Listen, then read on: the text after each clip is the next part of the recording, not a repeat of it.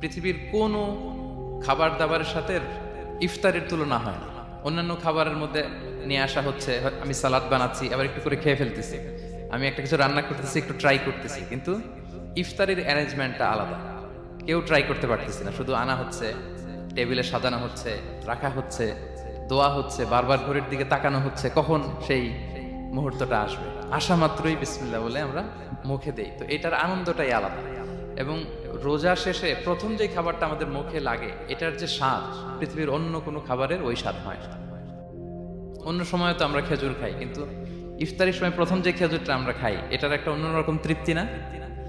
তার মানে জান্নাতের একটা আবহ এখানে। জান্নাতেও এরকম একই রকম খাবার দেওয়া হবে, কিন্তু তৃপ্তি স্বাদ আলাদা। উতুবিহি মুতাশাবিহা।